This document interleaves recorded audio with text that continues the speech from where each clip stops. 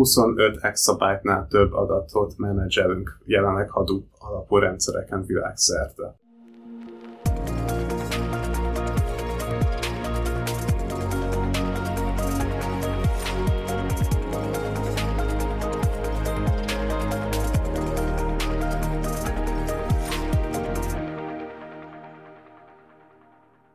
Nagy szeretettel üdvözlök mindenkit a mai podcast 13. adásában, melynek vendége Rizvi Péter, Cloudera. Sziasztok, nagyon jó, hogy itt látok. Sziasztok, én is üdvözlök mindenkit. Kezdjük is egyből a bemutatkozásnál avval, hogy a neved azért sugallja, hogy nem teljesen 100%-ig magyar származású vagy, erről mesélj egy kicsit nekünk. Igen. Szóval a Rizvi név az egy pakisztáni-indiai eredetű név, apámnak az oldaláról. Vannak Indiában még őseim. A édesapám amúgy angol származású. Ő nem tanult meg magyarul soha, édesanyám Budapest, így született. Ő nagyon szépen megtanult bármilyen nyelven, úgyhogy otthon nyilván azon a nyelven tanultunk, meg beszéltünk, amit az apukámtól örököltünk, úgyhogy angol kultúrában nőttünk fel. Romániában ráadásul, tehát Erdélyben nőttem fel, ettől függetlenül az egyetemi tanulmányaimat, meg a karrieremet is itt kezdtem, és végzem továbbra is Magyarországon. És már 7 éve vagy a Cloudera-nál, de most mint Territory Account Executive, ez mit is jelent? Igen. A Cloudera-nál szeptemberben leszek 7 éve. Jelenleg én képviselem a Cloudera-nak az üzleti tevékenységeit a közép-kelet-európai régiónak egy részében, tehát a fő piacom az magyar, cseh, szlovák, román piac, de dolgoztam is Balkán régiókkal, balti régiókkal. Ez a pozíció előtt meg egy EMEA szintű, tehát Európa, közel-kelet és afrikai régióban képviseltem a Cloudera-nak a tréning, meg tanácsadói üzletét, illetve előtte is software salesesként tevékenykedtem. A G Digitalnál másfél éve dolgoztam. A G Digital szerintem mint cég már úgy nem létezik, tehát ez még a G aranykorában volt, amikor még a top 10 cégekben benne volt a General Electric, és ők ugye kitalálták, hogy az Industrial Revolution, az ipari forradalom, a következő ipari forradalom, ugye mind a technológiáról, mind a digitalizációról lesz szó.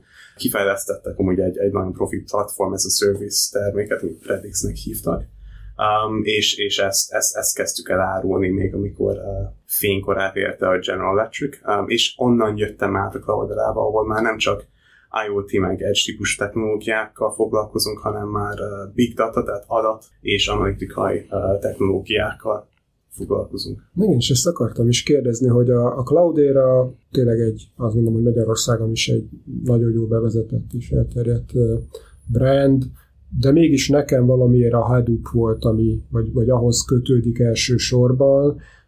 Ugye ezt a Big Data korszakot azért a Cloudera elég erősen meghatározta. Az első kérdés, ami adja magát, hogy most már talán egy picit a Big Data mögött, vagy azon tovább lépve vagyunk, a generatív AI korszakban.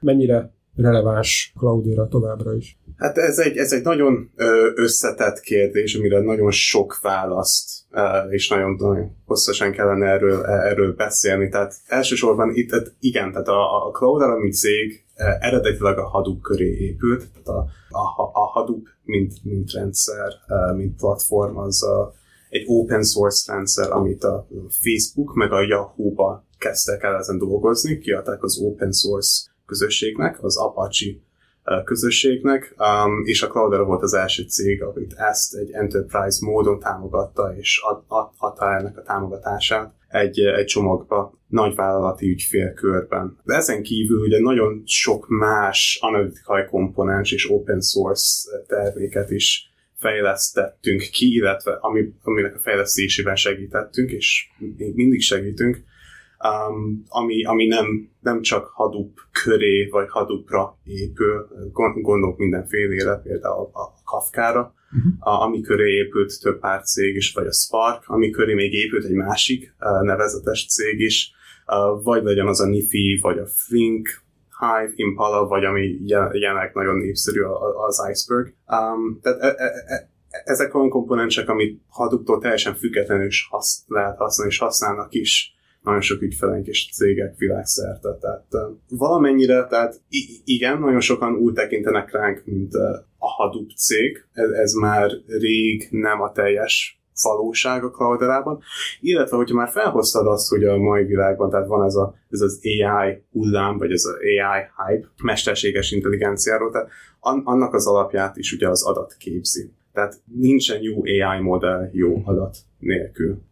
Tehát az egésznek az alapköve szerintünk, és szerintem mindenki szerint, aki amúgy foglalkozik AI-jal, mesterséges intelligenciával, az, hogy milyen adatot használsz fel rá, hogyan használod, és mi ebben tudunk segíteni, és ebben is segítünk amúgy a világ legnagyobb cégeinek. Igen, ez egy nagyon érdekes dolog, mert én emlékszem még azokra az időkre, amikor a 2000-es éveknek az eleje fele már ugye megjelent ugye a Hadoop mint technológia, és hát én is először a Hadoop technológiával így kézzelfogható tapasztalattal szerintem ilyen 10-11 évvel ezelőtt találkoztam, akkor ugye a Cloudera mellett voltak azért még más szolgáltatók is, akik hasonlóan ugye a Hadoop technológiával foglalkoztak. Azért az látszódott, hogy eléggé standardizálódott a piac, és ugye domináns faktor ugye a Cloudera lett abszolút. Tehát manapság, aki ugye ilyen Data Lake, Hadoop, ilyen jellegű megoldások, vagy arra építő megoldást szeretne vásárolni, vagy alkalmazni, az ugye nagyon sokszor ugye magára a Clouderára gondol, viszont azért elég sokat változott, hogy így követtem az egész folyamatot, tehát ugye eleinte nagyon ez az open source közösség volt, hogy oda-vissza történt információ megosztás, és igazából felhasználóként bárki le tudta tölteni akár a Cloudera különböző verzióit is, és akár támogatás nélkül is el tudott vele kezdeni foglalkozni. Viszont az utóbbi 5-6 évben, miután, ha jól emlékszem, de javíts ki, akkor összeolvattatok a Hortonworks-el, utána ez egy kicsit változott, és egy kicsit ilyen zártabb irányba indult el, hogy most már nem lehet letölteni ugye ezeket az eszközöket, de ha jól tudom, akkor vagy ingyenesen nem lehet letölteni ezeket az eszközöket és használni, nyilván kipróbálás és egyéb szempontból máshogy tudjátok, csak hogy amiatt érdeklődnék, hogy mondtad, hogy ugye továbbra is szolgáltatok elég sok mindent vissza ezekbe az open source közösségekbe, tehát itt az Iceberg-től fogva egy csomó olyan új technológia jött, ami manapság messze túlmutat a Hadoopon, és ezek fontosak, hogy innentől fogva, mint a Cloudera, mint cég nem ragadt le a Hadoopnál, viszont ezeknél a különböző szolgáltatásoknál, mint mondjuk mondtad a Sparkot, mondtad az Iceberget, amik a modern Data Lakehouse megoldásoknak is alapvetően az alapkövei. Tehát innentől fogva akkor, hogyha a felhasználó egy teljesen open source Sparkot kezd el használni, akkor valószínűleg a Cloudera fejlesztők visszaadtak valamit ugye a tapasztalataikból ugye az open source közösségbe. Csak ugye ez mint végfelhasználóként kevésbé látszik, de viszont szerintem tudnál esetleg pár gondolatot erről mondani, hogy ez hogyan is működik nálatok, tehát mi az, amit mondjuk visszaosztotok így az open source közösségből, mik azok a tapasztalatok? Az open source vagy a közösség az létfontosságú.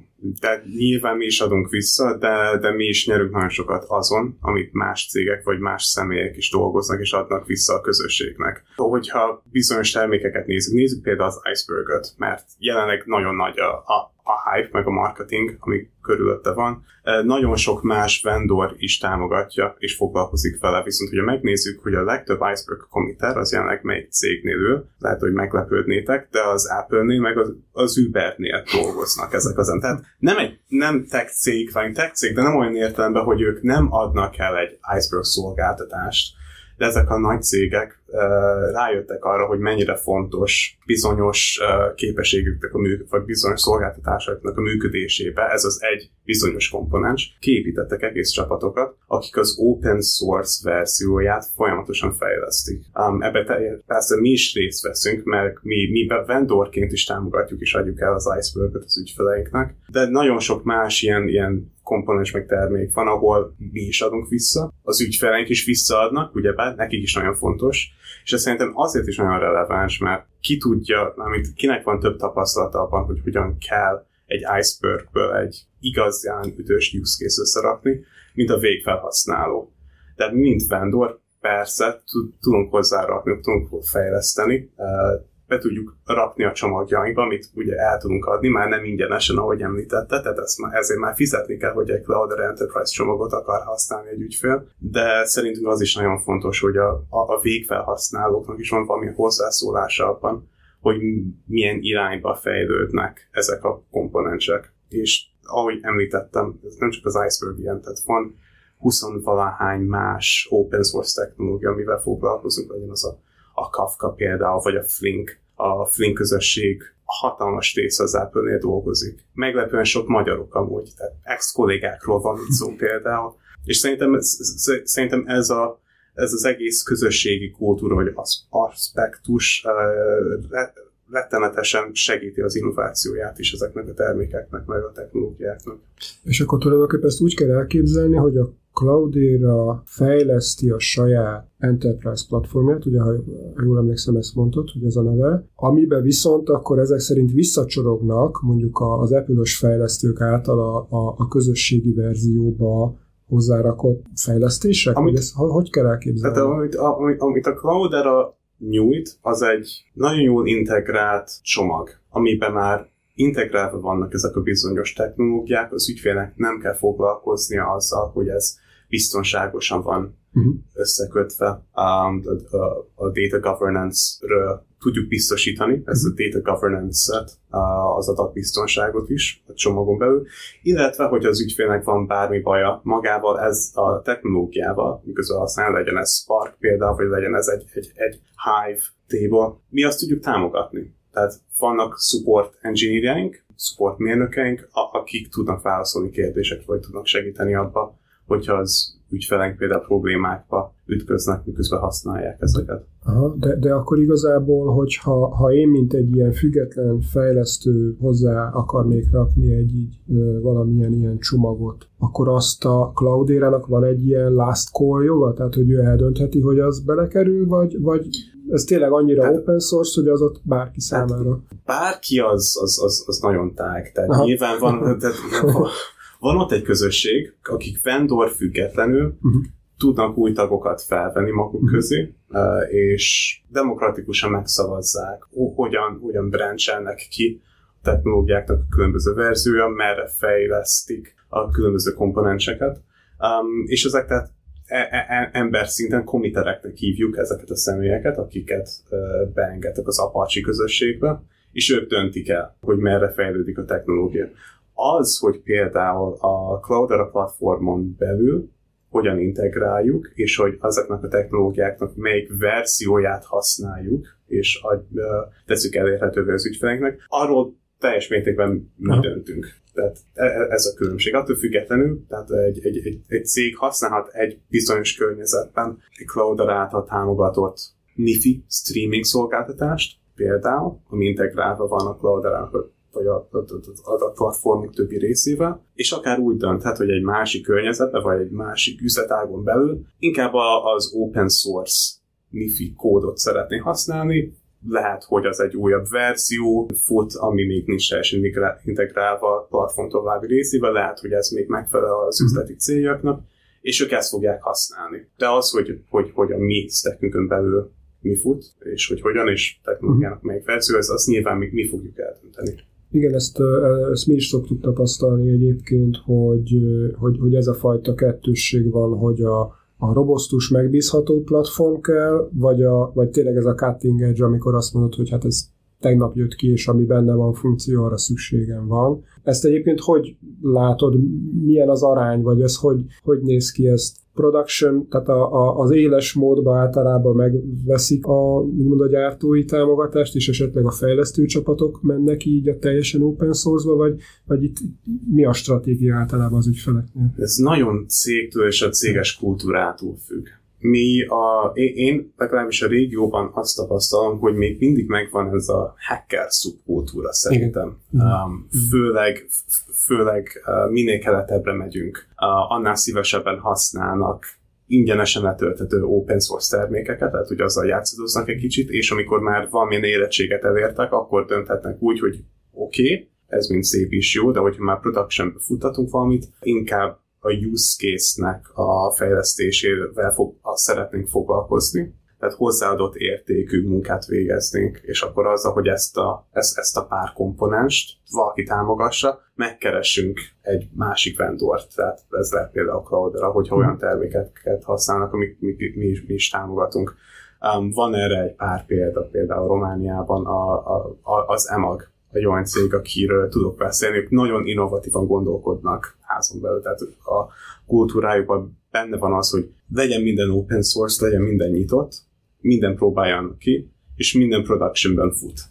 És ők tényleg az a típusú ügyfelek, akik folyamatosan kérdezik tőlünk, hogy jó, mikor jelenik meg ennek a komponensek a legújabb verziója, mert ők a bleeding edge-et akarják használni, a legújabb, leginnovatívabb technológiákat. Persze vannak másfajta ügyfeleink, akik már inkább azokat a jól megszokott verziókat preferálják, vagy akik már olyan régóta használnak ilyen Hadoop alapú, vagy bármilyen más open source alapú technológiákat, hogy a use case-eik meg az applikációk megragadtak egy bizonyos verzióban, és azt újítani, frissíteni folyamatosan már nagyon-nagyon nehéz, vagy azt átportolni egy másik típusú infrastruktúrába például. És ezek is ugyanannyira fontos ügyfelek, meg lehet, hogy az ő use case-eik is lehetnek ugyanannyira innovatívabbak, de ezekhez kicsivel másképp kell hozzáállni, másképp kell őket támogatni. Nagyon fontos az, hogy az a termékportfólió, amit használnak, azok olyanok, amik több éven keresztül még támogatni fogunk, mert egyik verzióra a másikra nem fognak tudni könnyen lépni. Gondolom tipikusan ilyen lehet mondjuk egy banki szektor, ugye az előző adásban Lothár itt volt és elmondta, hogy nagyon szeretik a legújabb fejlesztéseket, de hát ez egy bank. Tehát, hogy nyilván nekik egy hosszabb ideig tart, amíg mondjuk egyáltalán kitesztelnek ugye egy új verziót. Lehet akár igen, a banki szektorban is vannak ilyen konzervatívabb gondolkodású, vagy nem gondolkodású, hanem már csak a regulációk miatt is olyan részei a vállalatnak, ahol kicsivel lassabban innoválnak, vagy fejlesztenek, de ettől függetlenül a banki ügyfeleinknél rengeteg nagyon innovatív gondolkodású üzletágak is szoktak lenni, tehát hogy csak az OTP-t nézzük. A szolgáltatásaik, amiket ők tudnak nyújtani, szerintem rendkívül innovatívak, hogyha megnézzük, tehát ilyen nemzetközi kontextusban is Simple Pay alkalmazás, vagy ez a Fizz powered by OTP-ban, amit most bevezettek. Tehát igen, a banki szektorban is vannak olyan részei, ahol kicsivel konzervatívabban állnak hozzá dolgokhoz, de szerintem ott is rengeteg innováció van.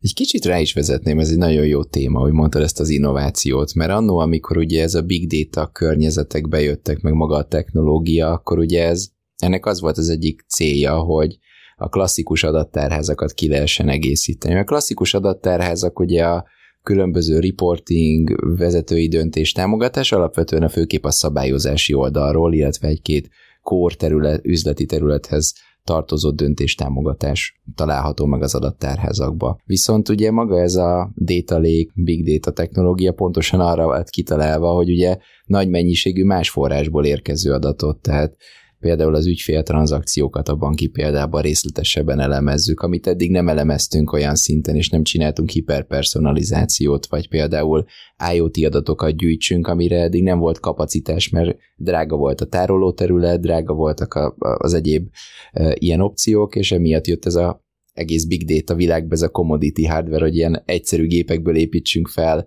különböző rendszereket, gyűjtsünk nagy mennyiségű adatot, és játszunk az adattal, szóval nekem egy kicsit így a Hadoop, meg a Big Data az így egy valamilyen szempontból az adatvezérelt innovatív dolgokhoz köthető, mert ugye itt kezdődött el, hogy lépjünk ki abból a silóból, ami ugye megvolt, és kezdjünk el valami picit mással foglalkozni, más nézőpontból, gyűjtsünk több adatot, és ez volt az első olyan impulzus, amit így informatikusként ért, hogy hát akkor most tényleg csináljunk valami mást, és nézzük meg, vagy kijön belőle valami eredmény, vagy nem jön ki belőle valami eredmény, építsünk új riportokat, gépi tanulásmodelleket, stb., de játszunk egy kicsit ezekkel az adatokkal, és emiatt nagyon sokszor elterjedt ez az analitikai homokozó, ez az analytical sandbox játszótér terület, és nagyon sokszor ugye, amikor egy vállalati architektúrában nézzük, a Cloudera ennek volt pozícionálva régebben. Most hogy látod, mik azok a főbb esett tanulmányok, amik így a Clouderához köthetők? Valahol mértünk, próbáltuk megmérni, hogy amúgy mennyi adatot menedzselnek jelenleg Clouderán. Mondjuk próbáljátok megtippelni. Szerintetek mennyi? Világszerte. Szerintem óriási mennyiség, tehát ez már a petabyte fölötti skálákat, ezt nem tudom, de ügyfelek szintjén. Igen, eltalálta, tehát 25 exabyte-nál több adatot menedzselünk jelenleg Hadoop alapú rendszereken világszerte. Tehát, hogyha azt nézzük, hogy a világ legnagyobb cégei mind Cloudera-t használják, és ezek a legnagyobb banki cégek, a legnagyobb telkó cégek, nagyon sok kormányzati ügyfelünk is van világszerte. És ahogy mondtad, tehát ezek a tipikus data lake típusú infrastruktúrákról beszélünk most, ahol 10,000 vagy pár ezer nódon tárolnak mindenféle adatot. Rengeteg use case-ről lehet szó.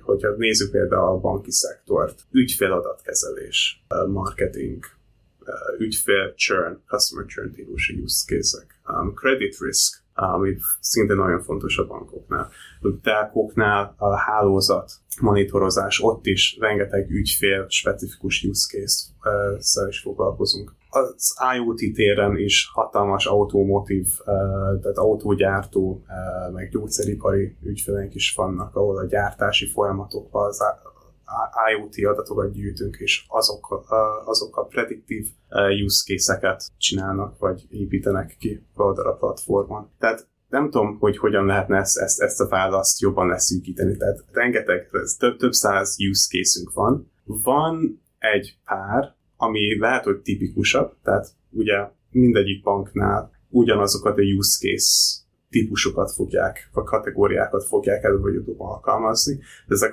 mind annyira specifikusak ahhoz a bankhoz, ahhoz a régióhoz, ahol dolgoznak, ahhoz az üzletkörben, ahol vannak, hogy nem lehet ezeket könnyen replikálni az egyik ügyféltől másikra. És ez a nagy ereje ennek az open source platformnak, amit adunk. Ezzel adunk egy keretrendszert, de azon belül mindegyik ügyfél kiépítheti azt az applikációt, ami nagyon specifikusan az ő igényeit fedi le. Ez szerintem teljesen jó válasz volt, tehát tényleg erre voltam kíváncsi, hogy alapvetően széles spektrumú és milyen use case-eket láttok. Még egy ilyen téma, egy kicsit visszalépve az infrastruktúra oldalra, meg magukra a trendekre, tehát azért azt látjuk, hogy ugye a felhő azért teljesen felforgatja a piacokat, és tök jó, hogy mondtad, hogy a Iceberg, Spark és egyéb ilyen open source technológiákhoz ti is ugye sokat adtok vissza a közösségbe, de ez ugye valamilyen szempontból visszájára is hat, mert ugye a felhőszolgáltatók meg kihasználják ezeket, és ezeket az open source technológiákat beépítik a saját szolgáltatásaikba, ami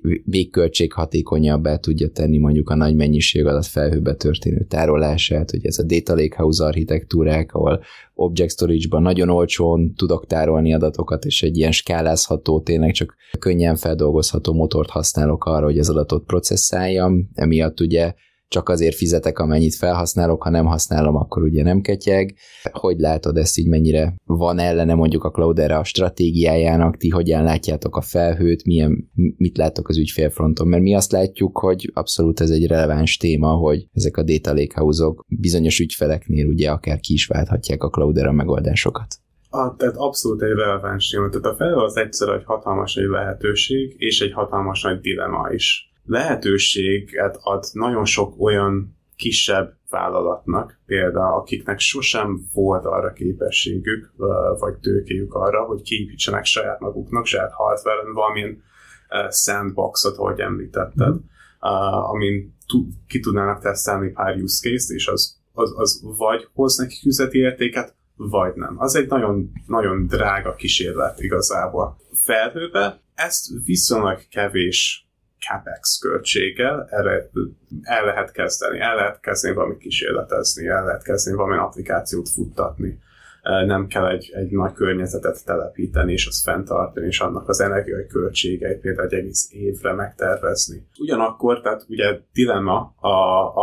dilemmát jelentett a felhő abból a szempontból, hogy a mi régiónkban jelenleg még mindig nincsen lokális felhőadatközpont. És ez azt jelenti, hogy bármilyen adatot szeretné felhőbe tárolni, tehát az nyilván, tehát elhagyja a házat, tehát már nem te birtoklod, de elhagyja az országnak a határait is. Meg kell azt fontolni, hogy milyen use case-t tudsz ilyenkor a felhőn futtatni, és hogy egyáltalán szabályos-e, vagy törvényszerű-e az ügyfeleidnek olyan személyes adatait kirakni egy felhő adatközpontba egy másik országban. abszolút látjuk azt, hogy a cégek az ügyfeleknek a nagy része, szerintem kormányzati szektoron kívül, majdnem az összes, elkezdett valamilyen felhős stratégiát kigondolni. Mert ahogy mondtam, hatalmas nagy lehetőséget is tud nyújtani, nagyon flexibilitást, sandbox környezetekre, kísérletezésre, amit, hogyha egy saját on-prem környezetet próbálsz bővíteni, vagy azon kísérletezni, az nem fogja mindig megérni, vagy ez nem könnyű, nem eléggé rugalmas, hogy flexibilis infrastruktúra alapon. Ugyanakkor azt a trendet látjuk, hogy miközben nyugatabbra, vagy Amerikában, ahol rengeteg feladatközpont van, rengeteg opciói vannak az ottani nagyvállalatoknak, hogy akkor jó, melyik felhőbe szeretném kirakni az adataimat, azok hol lesznek, rengeteg támogatás is kapnak a felhős szolgáltatóktól. Ott már észrevették azt, hogy ezt a nagy data lake modellt, amiről már beszéltünk, az lehet, hogy nem a legköltséghatékonyabb mindig a felhőben. És miközben ugye azt látjuk, hogy itt Kelet-Közép-Európában inkább a cloudification, a felhőbe költözés a trend, nagy bankszektori ügyfeleink Amerikában, ott már inkább visszamigrálás, vagy repatrializálást látunk felhőből. Vagy a nagy telkóknál. Tehát a telkók már nagyon régóta eldöntötték, vagy azt mondják, hogy eldöntötték, hogy mindent a felhőn szeretnének csinálni. Pár nagy angol telkó már megállította ezeket a projekteket, meg a folyamatokat, mert rájöttek arra, hogy nem érdemes mindent mindig a felhőbe csinálni. Költség miatt? Költség miatt, hatékonyság miatt is. Nagyon sokszor, hogyha már több millió dollárt költöttél abba, hogy építse egy saját adatközpontot, egy data lake-et. Van egy csapatod, akik arra specializálódtak, hogy ezt a Hadoop alapú data lake-et vagy környezetet fenntartsunk. És már nagyon jól csinálják ezt, már nagyon jól kezelik ezt. A use case-ek már mind ki vannak építve. Persze, lehet, hogy lesz egy előnye annak, hogy bizonyos use case-eket, vagy hogy valamennyit ebből átköltöztessünk felhőbe, de van, aminek még nincs, vagy még nem lesz. Tehát igen, tehát költség az egyik része, másik meg ugye a rizikófaktor. De mégis átadsz az adataidnak egy nagy részét egy harmadik félnek, ami nem mindig, nem minden adatnál jöhet szóba, nem minden use case lehet máshol lefuttatni. Igen, pont az előző adásban Lajos említette, hogy IoT adatoknál a latencia miatt egyszerűen az nem éri meg, hogy kimenjen Amerikába egy ilyen adat visszajöjjön. Azt lehet. De ezt a példát én még például nem hallottam, de teljesen logikus belegondolva.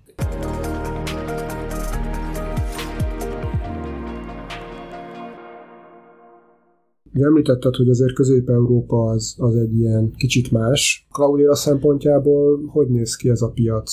Rengeteg potenciál van ebbe a piacba. Tehát említettük, hogy kicsit más most az, hogy még nem költöz, vagy felhőstratégiai szempontból kevésbé érettebb ez a piac bizonyos szempontokból, de ez nem feltétlenül egy rossz dolog. Tehát az nem azt jelenti feltétlenül, hogy az itteni IT az kevésbé fejlett vagy éretlenebb, annyi, hogy itt nincsenek felhőadat központok, máshol meg vannak. De az azért lehet az előnyükre, mert hogy végignézhetik az amerikai vagy a nyugat-európai cégeknek a felhőbe költözését, hogy az hogyan folyt, miket lehet tanulni ebből, hogy tényleg megérje, mert ők is nekivágnak egy ilyeneknek. Cloudera szempontból ugye mi már, ahogy említettem, a világnak a legnagyobb cégei futnak a Clouderát, tehát az nagyjából itt is elmondható, hogy a legnagyobb bankokkal dolgozunk, a legnagyobb telkó cégekkel, az államszektorban is vannak rengeteg ügyfeleink, viszont szerintem itt rengeteg még a növekedési potenciál.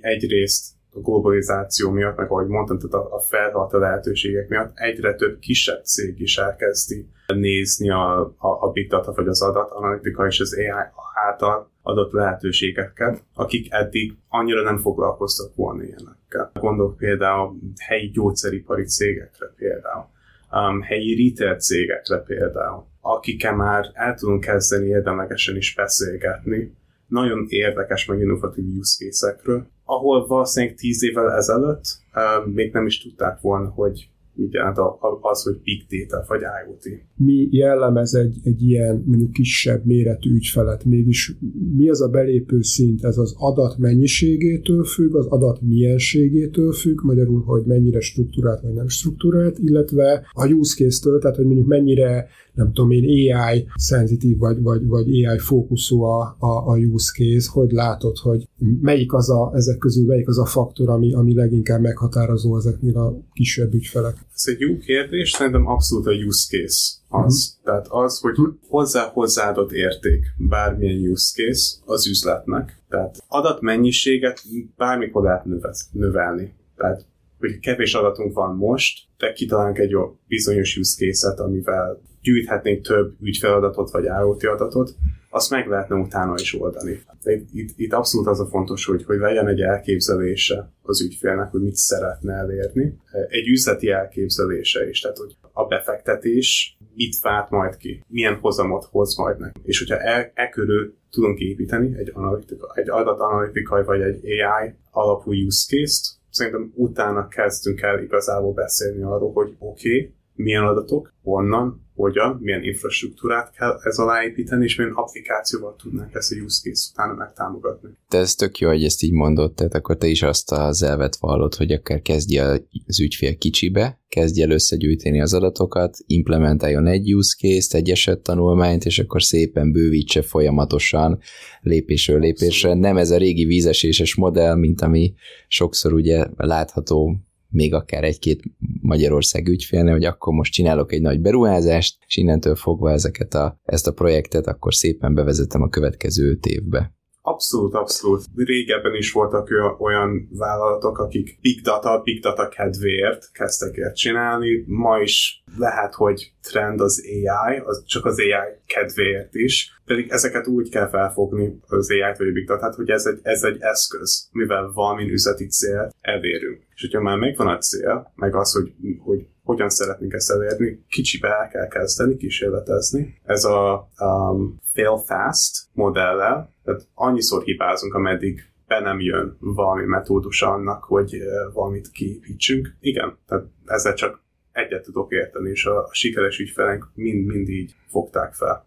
Kicsit még lehet, hogy visszalépnék még így a beszélgetésnek az elejére, mert ugye a Cloudera ugye open source irányból indult, és hát kezdetben ugye, amikor én is elkezdtem a Hadoop-al, meg ezekkel a technológiákkal foglalkozni, akkor emlékszem, hogy hát még nem volt magyarországi jelenléte a Clouderának, a régióban se nagyon volt jelenlét, leghamarabb azt hiszem Hollandiában volt egy vagy két szakértő itt európai szinten, akivel lehetett beszélni, és azért most már azt látjuk, hogy azért van magyar irodátok, van egy magyar csapat, fejlesztőközpont, szolgáltatás, support, nem tudom, hogy éppen milyen szerepkörök vannak az irodában, azért szépen ti is nőttetek. Hogy épül fel most így a Cloudera szervezete így a világban, csak így kíváncsiságképpen? Nagyon sokat nőttünk, nagyon rapid módon. Kifejezett hangsúlyt fektettünk a kelet-európai régióra, abból a szempontból, hogy amúgy a Clouderának a legnagyobb kutatás és fejlesztési irodája jelenleg Budapesten van, és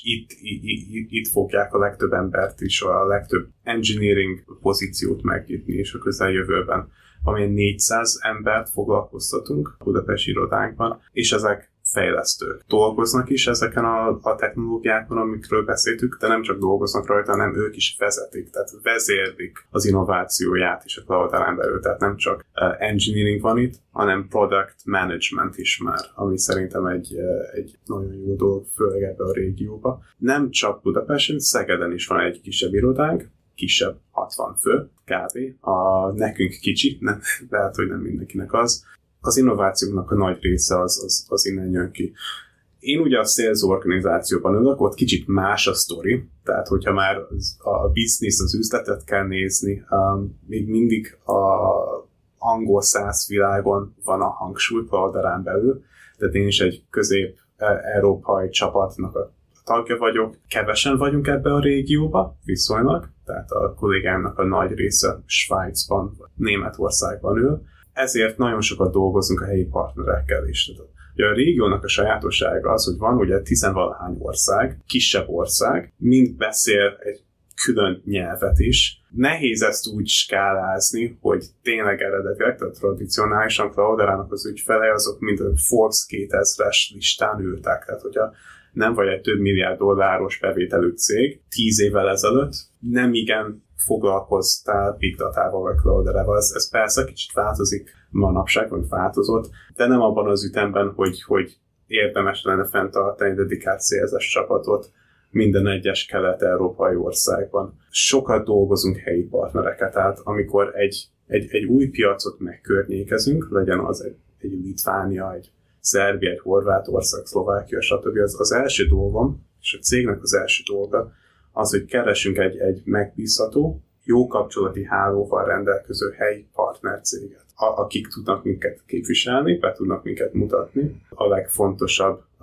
helyi vállalatoknak, és akik tudnak Cloudera alapú use case-eket implementálni azoknál a cégeknél, azoknál az ügyfeleknél. Tehát abszolút partnerfókuszú a sales tevékenységünk ebben a régióban, de ugyanakkor, ahogy mondtad és ahogy említettem, van itt egy hatalmas nagy tudás ebbe a pár száz fős fejlesztői gárdában, akik itt vannak, de ők a terméknek a fejlesztésével vannak elfoglalva, nem az ügyfeleinknek a gyarapodásában jelenleg, vagy gyarapításában. Ezek a partnerek, ezek alapvetően konzulensek, vagy rendszerintegrátor, vagy mindkettő? Lehet is. Én több sikeres projektet tudtam le helyi rendszerintegrátorokkal. A Cloudera az nem egy könnyű termék, nagyon-nagyon technikai. Tehát akiknek van valamilyen technológiai hozzáértésük is, értenek is az ügyfélnek az üzleti use case-éhez, ők fognak egy sikeres Cloudera projektet összerakni. Mintsem egy Big Five típusú tanácsadói cég, akiknek érteniük kell persze a Clouderához, de ugyanúgy érteniük kell az összes többi vendorhoz is. Ők is tudnak segíteni egy új piacok meghódításában, de sokkal inkább azokkal fogunk több időt foglalkozni, akik telepíteni is fogják magát a terméket az ügyfélnél. És akkor innen adódik a kérdés, hogy egy klasszikus ügyfélnél ki a te elsődleges vevőd? Az informatika, IT, Chief Data Officer, vagy esetleg az üzleti oldalon ülhetnek még? Ez egy nagyon jó kérdés, és ez nagyon sokat változik. Mint célzás, én bárkivel beszélek, aki hajlandó hozzám szólni. Elsősorban legyen az informatikában, vagy az üzleti oldalon. Azt már említettük, hogy szerintem tehát use case oldalról kell megközelíteni. Ugyanakkor a technológiánk az eléggé use case agnosztikus tud lenni nagyon sokszor. Tehát nem könnyű oda menni egy Chief Risk Officerhez például, és eladni a Cloudera alapú technológiát, mert ezt a technológiát nem feltétlen csak kockázatkezelésre fejlesztették ki. Persze lehet ezen kockázatkezelési applikációkat kiépíteni, de nem ezt adjuk el. Mindkettővel kell beszélni, ezért is nagyon fontos, hogy vannak olyan partnereink, akik már értenek valamennyire ahhoz a use case-hez, már megvan a kapcsolati tőkéjük például az informatikához, és akkor mi tudunk például beszélni közben az üzlethez. Vagy fordítva, tehát hogy a partnernek vannak nagyon jó kapcsolatai az üzleti stakeholderekhez, viszont lehet, hogy kevésbé értenek jelenleg a Cloudera technológiához, akkor mi azt le tudjuk fenni a beszélgetésnek a technikai részét az informatikában, miközben ők segítenek azzal, hogy a projektet elkezdjük üzleti oldalon.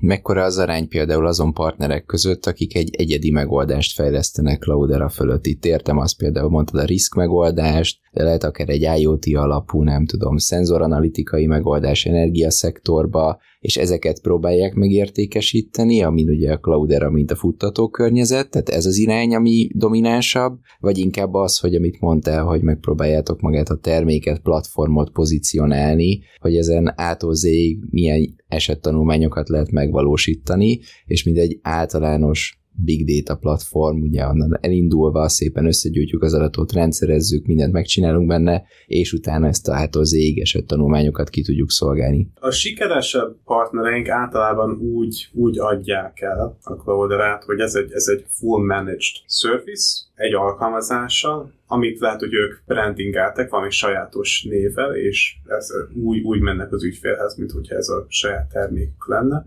Persze, sikeres együttműködés kedvéért nyitottan elmondják, hogy a Cloudera alapokon építették, vagy Cloudera komponenseken építették ezt az alkalmazást, de ettől függetlenül, tehát ez valamilyen szinten az övéké.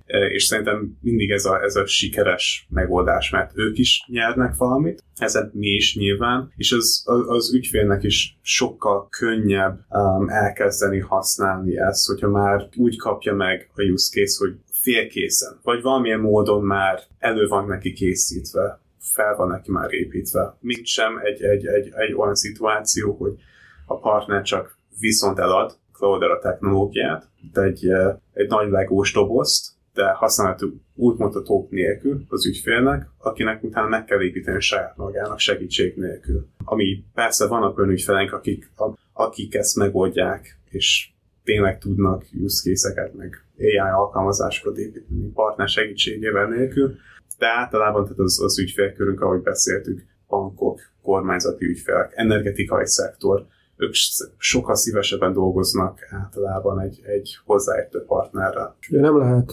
megkerülni a legfrissebb hype-ot, ugye ezt a generatív AI-t. Itt a Cloudera-nak mi a mondása, mit tudtok itt a generatív AI kapcsán? Ahogy említetted, ez egy hype, és szerintem ezt is úgy kell felfogni, mint egy eszköz. Tehát a generatív AI, meg az AI nem egy végcél, az egy olyan eszköz, amivel valamilyen üzleti értéket tud majd teremteni az ügyfelünk.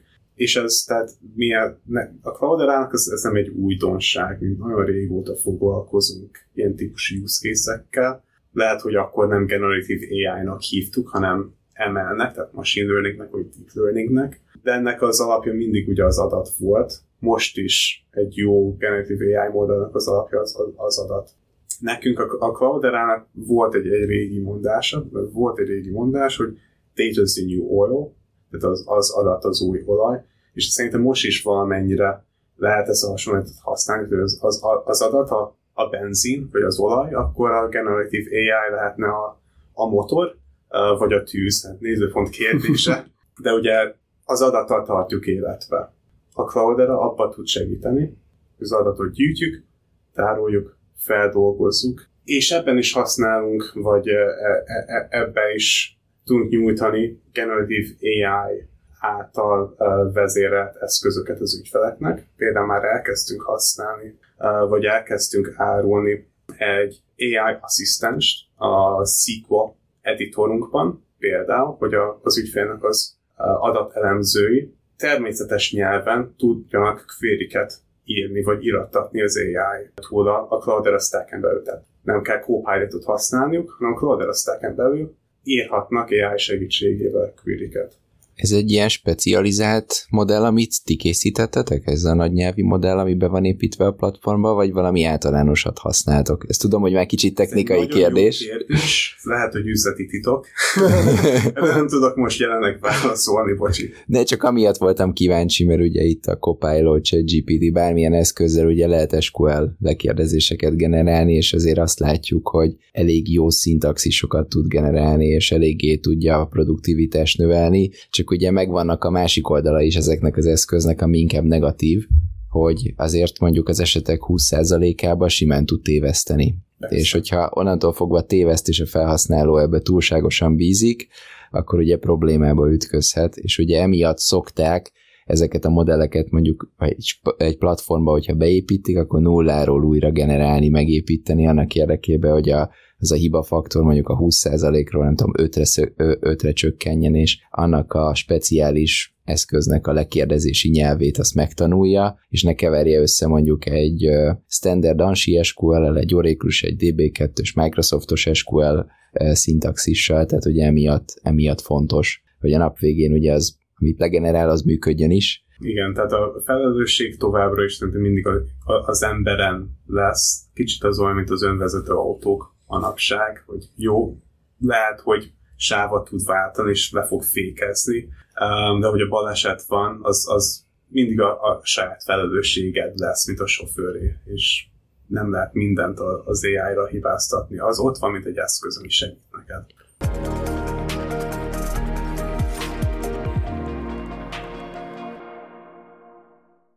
És akkor ennek kapcsán milyen ilyen trendeket látsz itt az adatmenedzsment vagy az AI területén, és mivel készül a Cloudera, hogyha esetleg ilyeneket el lehet árulni, vagy mi az, ami már mondjuk csőbe van, vagy be van jelentve, de még nem biztos, hogy itt a magyar piacon ismerik az ügyfelek, ami szerinted ilyen közeljövőben meghatározó lehet?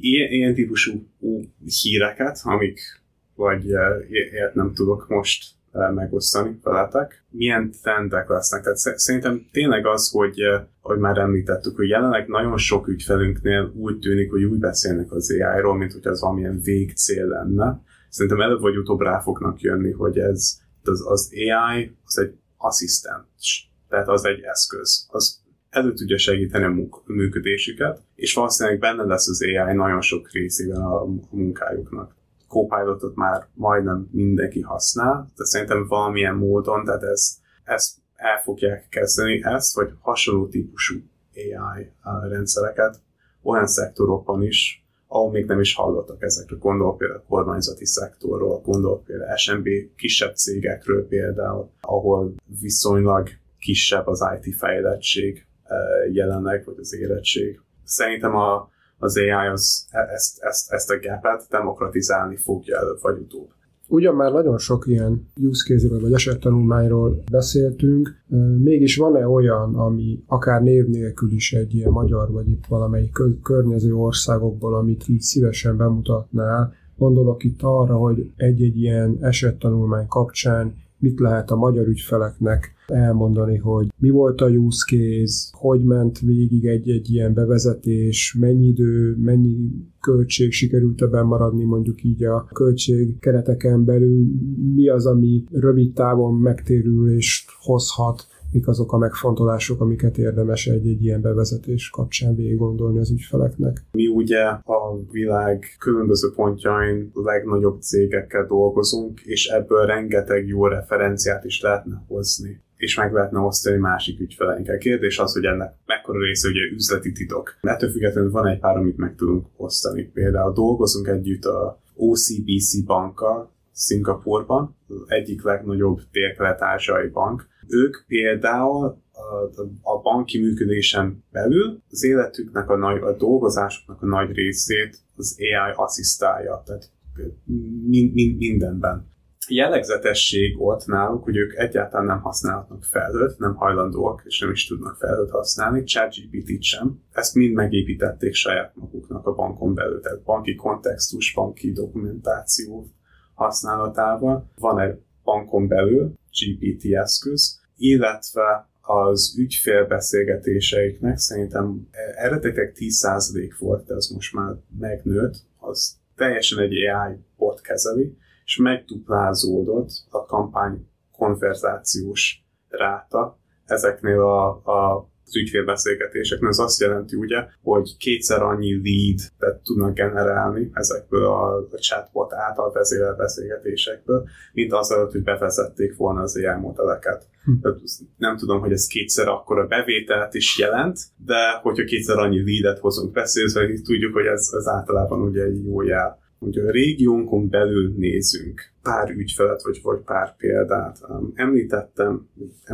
Beszéltünk arról, hogy az egyik leginnovatívabb ügyfelünk a régióban az EMAG, a román cég. Ők nagyon régóta használnak Cloudera alapú technológiákat, de nem csak ugye adattárolás, adatkezelése, hanem ők úgy hívják, hogy analitikai, meg BI use case-ek, de ezek már nagyon áthajlanak kicsit az AI területre is. Ők most vezetnek be egy olyan nagyon érdekes use case-t, amivel előre megpróbálják satszolni, vagy előre jelezni, hogy melyik ügyfelük fog panaszt betenni, miután kiszállítanak neki valamilyen terméket. De meg akarják előzni a panaszt azzal, hogy felveszik ezzel az ügyféllel a kapcsolatot. Aminek ez nagyon jól hangzik, nagyon bonyolultnak is hangzik, hogy ezt hogyan csinálják meg. Szerintem ennek a a success rate-jét nehéz megsatszolni, mert tehát hogyan állapítod meg, hogy ez az ügyfél tényleg tett volna panaszt, miután felhívtad volna,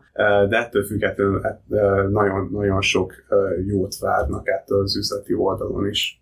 Az érdekesnek hangzik, hogy mi alapján azonosítják be a panaszkérést, vagy a panaszi szándékot, tehát hogy azt nézik, hogy késett a szállítás, vagy milyen indikátorok vannak, amiket egyáltalán mondjuk egy ilyen kiszállítás folyamán ugye előfordul. Nagyon sok paramétert mérnek az EMAG-nál, tehát ugye több millió típusú termékük van, abból is biztosan van egy statisztika, hogy akkor melyik vendortól milyen termék az, amire több panasz jöhet be. Biztos ezt kategorizálni lehet régiónként is, hogy hol lakik az ügyfél, mi volt annak az ügyfélnek a históriája magában az EMAG-a, tehát adott-e már be panasz, hogy igen, milyen típus termékre, mikor, stb.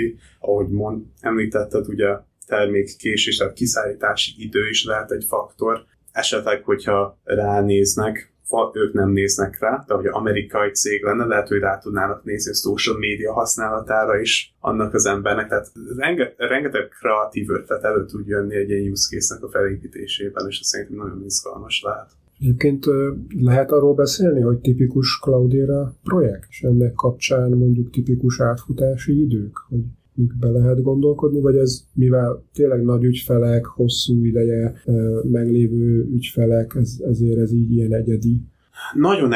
Nagyon egyedi általában. Egy viszonylag friss példa. Dolgozunk a régió legnagyobb energetikai szolgáltatójával. Nem egy magyar cég, jelen vannak itt is, de a régión belüli cégről van szó. Ezt egy use case-t nem vihették ki publikus felhőbe, de az volt a feladat, hogy egy több petabyte-nyi adatot, IoT adatot, tehát ezek okos mérőóráknak az adatait tároljuk, és 70 különböző use case terveznek ezekkel a mérőórá adatoknak az adataival felépíteni. Lehet ez például fogyasztás előrejelzés, tehát energiafogyasztásnak a csökkentése valahogyan. Ezt a projektet 2021-ben kezdték el tervezni, és akkor kezdtünk el velük beszélgetni. Valószínűleg a production, tehát az éles környezet, az lehet, hogy nyáron fog megépülni. Tehát már van egy pár teszt környezet, egy sandbox környezet, de ez egy nagyon lassú folyamat náluk. Bár ez egy konzervatív cég, nagy cég, azért energetikai szektorban nem hoznak gyorsan és könnyen döntéseket sem, tehát lehet, hogy ez nem indikatív minden más ügyfélnek, de igen, tehát ez, hogyha egy AI vagy egy Big Data projektre gondolunk, ehhez idő kell, energia és kreativitás. Szerintem azért jó példa ez, hogy szemlélteti azt, hogy először egy ilyen pilotokba gondolkodtak ők is, gondolom a sandbox környezeten, és ott kezdődik, hát, hogy van egy szándék, utána jön az, hogy kezdjünk el adatot gyűjteni, ha megvan az adatgyűjtés, kezdjük el feltelepíteni az első környezetet, kezdjünk el picit játszani az adattal, tehát akkor még csak egy hónapnyi adatunk van, akkor kell több, hogy modelleket tudjunk építeni, és akkor szépen fokozatosan igazából az első modell építés, az mondjuk az első év végén van mondjuk relevanciája, azelőtt nem nagyon lehet ilyet építeni, mert semmilyen fajta előrejelzési modell nem fog jól működni, legalább egy évnyi adat nincs, és még sokszor az is kevés. Szóval itt ebből senkit nem akarnék megrémiszteni, mondjuk egy ilyen esettanulmányjal, de csak azért reflektálok így rá, hogy nagyon sokszor ugye pusztán az adatgyűjtéssel sok idő elmegy. Tehát azt említetted ezt a 3,5 évet, abból legalább egy év az csak az adatgyűjtéssel ment el számukra, gondolom. Igen, és abból ugye az első 2 évben még Covid időszak alatt voltunk. Lehet, hogy az energiafogyasztás, ami akkor volt, az nem feltétlenül reprezentatív arra, hogy milyen lesz majd a világ utána. Miután már kevesebben vagyunk home office-ba, tisztelt kivételnek, és többen járunk be az irodákba is. Tehát kicsit megváltozott az energiafogyasztási trend is.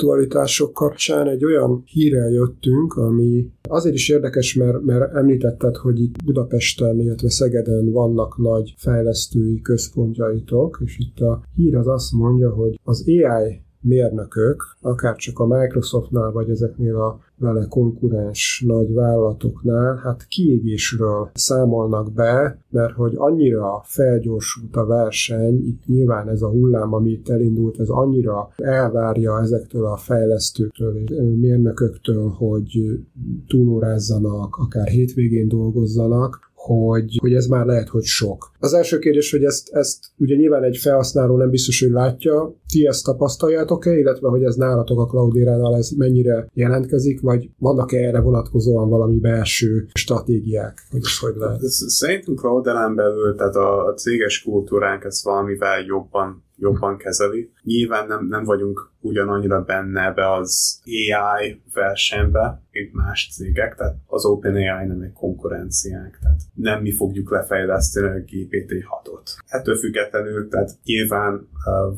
van egy elég nagy nyomás, szerintem bármelyik cégnek a fejlesztőin egyre fontosabb az IT az életünkben, és a digitalizáció és az AI is. Házon belül, tehát elkezdtük már Covid óta, van egy úgynevezett Unplug napprogramunk, ahol 20 napot adunk cég minden dolgozójának az évben, hogy akkor kapcsoljuk ki a laptopját, a Slack-et, vagy a Teams-et, azon a napon nem kell dolgoznod, és ezt nem vesszük ki a szabadságnak. Ergo kb. Kapunk még egy hónapnyi szabadnapot minden évben arra, hogy azt csinálunk, amit szeret. Nagyon sok kollégám például ezt arra használják, hogy elmenjen utazni. Én volt, hogy arra használtam ki, hogy átolvassam az e-mailjeimet, úgyhogy nem zaklatnak közben Slack-en, de kinek mi. De szerintem ez kultúra kérdése. Szerintem ezt máshol is meg lehetne oldani. Ahogy említettük pár szót, tehát az AI az egy eszköz, ami segíthetné az életünket abba is, hogy könnyebbé teszi, vagy asszisztál abba, hogy több munkát tudjunk bizonyos időkeretek alatt elvégezni. Szerintem kicsit fura az, hogy pont az AI cégeknél van ez a burnout. Lehet, hogy többet kellene használni a Copilotot. Ja, csak tudod, az a vicces, hogy pont azok a fejlesztőknek van a burnout, aki a Copilotot meg ezeket fejleszti. Tehát szerintem Józsi erre érti, hogy tőlük van ez az fajta elvárás, hogy újabb és újabb ötletekkel kell kijönni. Hát remélem, ez nem úgy működik, hogy a Copilotnak a hátterébe igazából egy back office-ba ül valaki, aki megírja helyetted a kódot. Hát voltak ilyen hírek is, szerintem. Hallottunk ilyen rémtörténeteket, nem ennek kapcsán, de volt olyan, aki lebukott AI-nak mondott szolgáltatással. És még egy érdekes, ugye mondtad, hogy nem ti vagytok az OpenAI és a ChatGPT konkurense, de volt egy hír, amit itt elcsíptünk, egy ázsiai cég, ez a Aboitiz Data Innovation, akivel viszont összeálltatok, pont egy ilyen generatív AI megoldás kapcsán. Itt nem is maga ez a megoldás, ami érdekes, hanem az, hogy akkor ezek szerint tényleg ti úgymond egy ilyen nyitott platform vagytok, tehát ide jóformán bejöhetnek ezek a cégek, és erre építve tudnak ők ilyen fejlettebb szolgáltatásokat csinálni. Ez mennyire igaz, illetve hogy van egy ilyen a régiónkban is, aki így használja mondjuk így a Cloudera? Teljesen egy open, nyitott platform vagyunk abból a szempontból, és nagyon fontosak nekünk az AI partnerekkel való együttműködés és az integráció is. Tehát ez egy példa, a másik példa az, hogy az Nvidia-val is kötöttünk egy nagyobb szerződést nem olyan régen, hogy Nvidia GPU-kon, gépeken is tudjunk futtatni bizonyos Cloudera eszközöket például. Például a Cloudera Machine Learning termékünket, ami pont arra lett készítve, hogy AI modelleket fejlesztenek ki a data scientistek az ügyfélköreinkben. És ez egy olyan eszköz, ami például integrálva van, vagy amire kötöttünk együttműködési szerződéseket, vagy együttműködést kezdtünk el olyan cégekkel, mint például Hugging Face-szel, meg több más AI partnerrel is. Tehát, ahogy mondtam, tehát üzleti szempontból is abszolút kulcsfontosságú az, hogy partnereken keresztül dolgozunk, tehát szerintem a technológiai szempontból is. Ha megnézzük a Cloudera, az jelenleg egy 20-valahány komponensű stacket támogat és fejleszt. Hogyha nem dolgoznánk együtt rengeteg más céget, egyszerűen nem tudnánk skálázódni még az AI irányába, meg az AI use case-eknek a támogatásával is, hogyha nem dolgoznánk rengeteg ilyen típusú céggel. A mi régiónkban jelenleg még nincsen AI együttműködésünk ilyen szinten. Van már olyan partnerünk, akik fejlesztettek olyan technológiákat, a Big Data technológiát, ami integrálva van már a platformunkat, tehát van egy chat partnerünk, az Adastra, akiknek az Adobe terméke például már Cloudera Certified, tehát van erre példa, remélhetőleg lesz együttműködés regionális AI cégekkel is előbb vagy utóbb. Jó, az nyilván azért abból is fakadhat, hogy azért viszonylag kevés az itten ilyen startup, mondjuk, aki... Egyenlőre sajnos igen, de szerintem ez csak időkérdése. Ugye megnézzük, hogy az IT-szektoron belül hány innovatív startup cég jött a mi régiónkból, előbb vagy utóbb lesz AI, és most gondolok például arra, hogy hány cybersecurity cég jött. Szlovákiában van az Eset, az Avast Csehországból, Bitdefender Romániában például, előbb vagy utóbb szerintem AI-ba is lesznek ilyenek.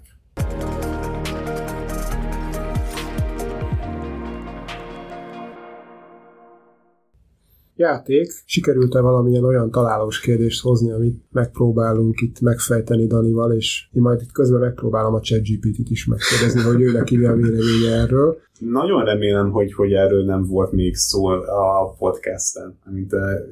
Sok nem fogjuk elárulni.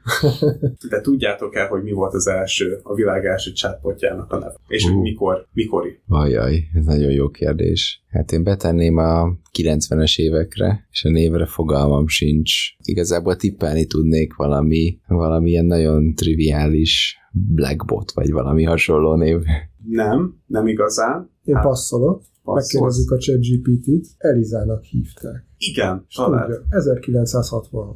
A 60-as években készítették az Eliza botot.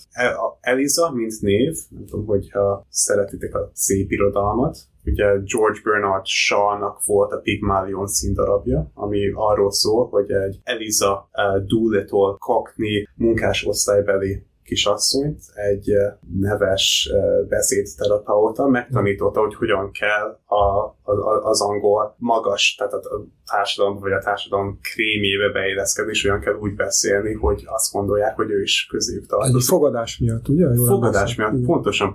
Szerintem volt erről egy film is, a My Fair Lady, de erről kapta el az Elizabeth a nevét is, amit a 60-as években fejlesztettek ki, tehát sokkal korábban, mint tippelted. Az érdekesség ebbe a botba, ami legalább nekem nagyon tetszett az, hogy nyilván nem volt rákapcsolva az akkori interneten, nem volt mögött egy Wikipédia, ami alapján tudástárat tudna maga köré építeni. Hogyha kérdezte az Elizától valamit, igazából visszakérdezett neked. Nyilván nem fogja tudni a választ. Megkérdezett, vagy elmondod neki, hogy rossz napom van, mit tehetek, visszakérdez, hogy milyen volt rossz napod, mit csináltál, ilyenek, és így beszélt veled visszakérdezéssel, mint hogyha egy pszichológus lenne igazából. És nagyon sokan, amikor ezt elkezdték használni, tényleg elhitték, hogy egy emberrel beszélget. Tehát van, akinél átment a Turing-teszten, az Eliza. El is nevezték a bot után az Eliza hatást, amikor valamilyen szoftverre azt gondoljuk, hogy valamilyen szentimentális lelket képzelünk el egy szoftverbe. Ezt a chatbot miatt az Eliza hatásnak hívják manapság is. Nagyon jó, és ebből is látszik igazából az erőssége a nagynyelvi modelleknek, vagy akár a ChatGPT-nek, hogy az ilyen tényszerű és könnyen megfogalmazható kérdésekben tűpontos tud lenni. Tehát ez egyértelműen azt mutatja, hogy itt nagyon hamar el tudunk érni az emberi agy meg kapacitás határáig, mert nem tudsz ennyi mindenre emlékezni, még ő benne van, és tudja. Igen, és